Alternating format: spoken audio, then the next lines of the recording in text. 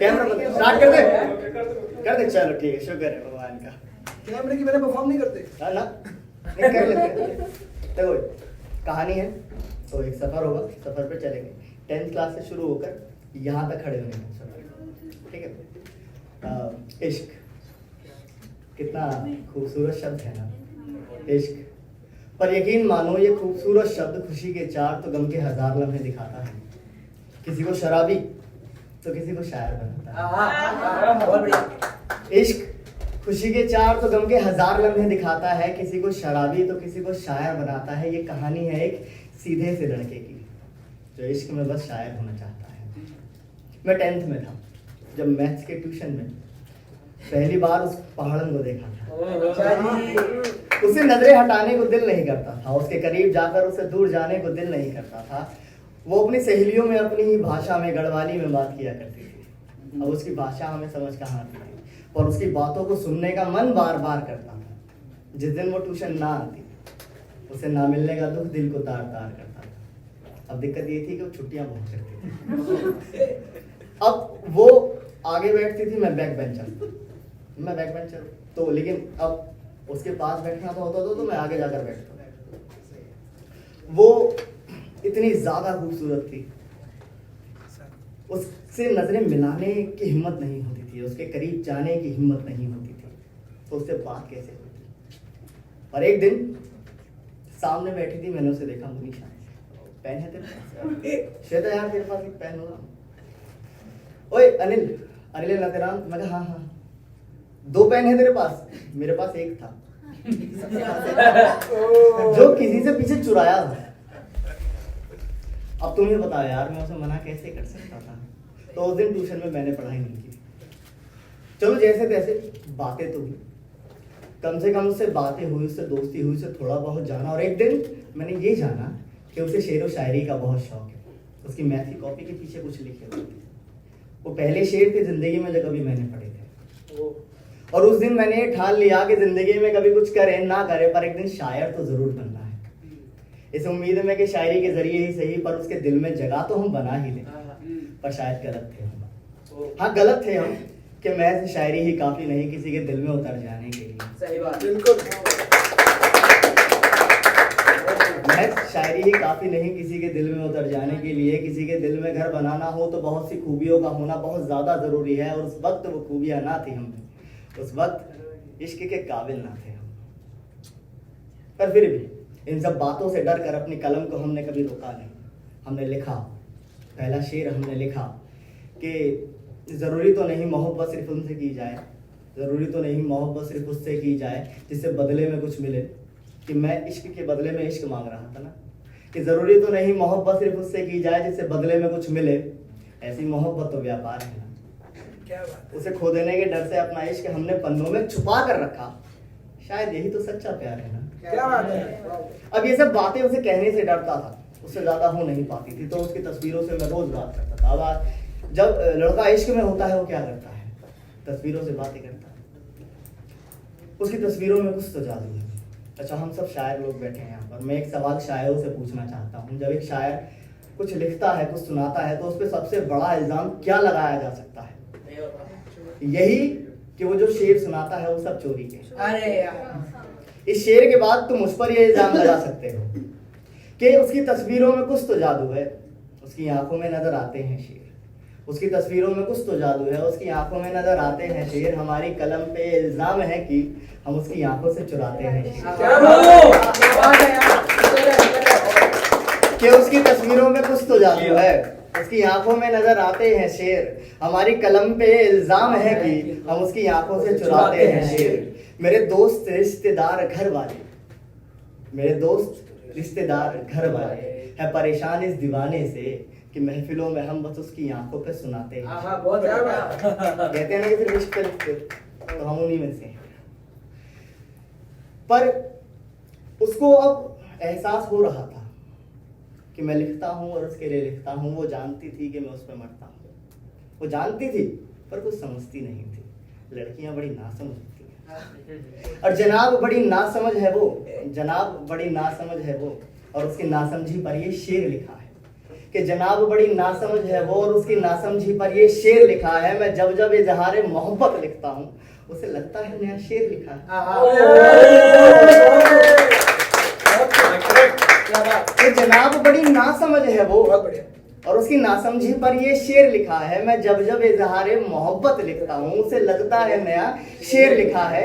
जहाँ इश्क लिखना हो, जहाँ इश्क लिखना हो मैं उसका नाम लिखता हूँ। जहाँ इश्क लिखना हो मैं उसका नाम लिखता हूँ। वो पढ़ती है कहती है वाह अनिल क्या शेर लिखा है। अब इन सब बातों को 2 साल बीत चुके थे। मेरा 10th का प्यार अब 12th में आ चुका था। एक दिन बड़ी हिम्मत करके मुझे 2 साल लगे उसकी आंखों में आंखें डालकर ये कहने में कि मुझे इश्क है उससे, मुझे मोहब्बत है तुझसे। उसने एक पल ना लगाया और इनकार कर दिया और इतना कहा कि अनिल यार हम तो दोस्त हैं ना, अब तुम ही बता यार मैं उसे मना कैसे कर सकता हूँ। और मूड उदास था तो इतना कहा कि अगर तुझे इश्क नहीं था तो इतना बता कि ट्यूशन में पेन क्यों मांगा।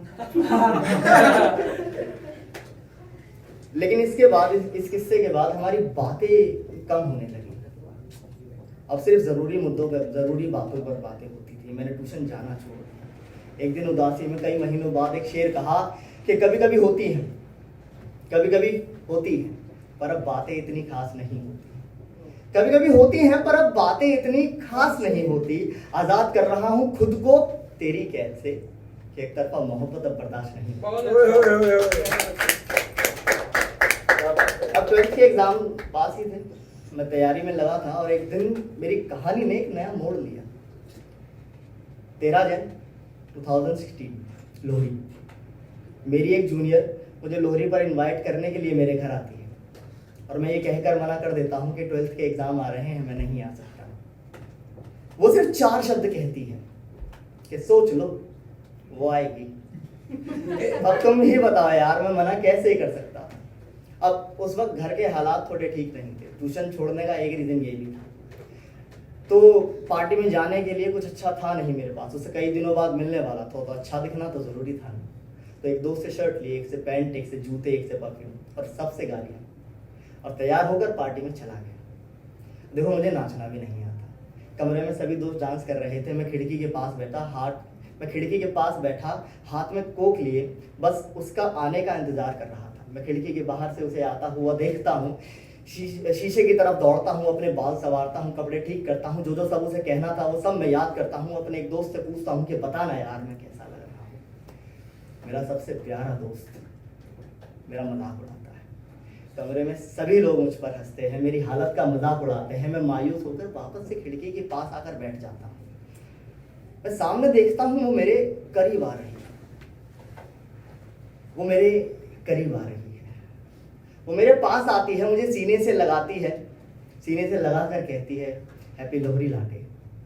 गढ़वाली लैंग्वेज है। उस वक्त मुझे नहीं पता था, किसी को पता हो तो बता देना। और बस चली जाती है। मैं बहुत खुश था, आज मैं बहुत खुश था, पर इसके लिए तैयार नहीं था। मुझे कुछ तो होने लगा था। मैं फिर से ख्वाब संजोने लगा था। ये दिल धड़कता तो पहले भी था, पर आज ये महसूस होने लगा था मुझे कुछ तो होने लगा था। आसपास के लोग मानो सब गायब हो रहे थे। मैं बस उसकी नाचती जुल्फों में खोने लगा था। मुझे कुछ तो होने लगा था। हमने कुछ बातें की। उसने कहा कि कल मिलेंगे और मैं घर आकर सो गया। बड़ा खूबसूरत दिन था। अगले दिन वो मेरे घर आती है। मेरी माँ से मिलती है, उनके पैर छूती है। मैं तुमसे एक सवाल पूछता हूँ कि अगर लड़की तुम्हारे घर आकर तुम्हारी माँ के पैर छुए, क्या वो इजहार मोहब्बत से कम है? नहीं। वो मुझसे बातें करती है। जो राज किसी को नहीं बताने थे वो सभी राज वो मुझे बताती है और बड़े प्यार से इतना समझाती है कि अनिल हम तो दोस्त हैं ना यार, और जिंदगी भर बहुत अच्छे दोस्त बनकर रहेंगे ना। अब तुम ही बताओ मैं उसे मना कैसे कर। जो ख्वाब इसने कल दिखाया था वो सारे ख्वाब आज ये तोड़ कर जा रही थी। मेरे ख्वाब सभी टूट चुके थे। एक सवाल शायरों से कि अधूरे ख्वाब मेरे रह जाएं तो कैसे खुश रहें, वो मेरे इश्क को दोस्ती कह जाएं तो कैसे खुश रहें। अधूरे ख्वाब मेरे रह जाएं तो कैसे खुश रहे, वो मेरे इश्क को दोस्ती कह जाएं तो कैसे खुश रहे। मेरे यार उसे पत्थर कहते थे, मैं पत्थर को खुदा मानता था, मेरा ही खुदा मुझको सताए तो कैसे खुश रहे। अब देखो आखिरी शेर, मेरे ख्वाब सभी टूट चुके थे लेकिन एक सपना याद हो तो अभी बाकी था। मैं शायर बनना चाहता था और देखो मैं शायर बन चुका था। अब अक्सर लोग पूछते हैं मुझसे कि इस कदर लिख कैसे लेते हो।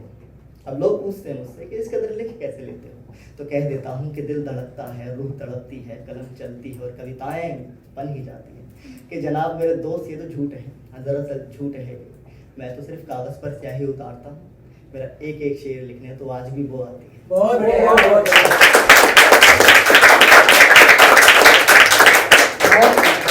बढ़िया, तालियां होती हैं। एक स्टोरी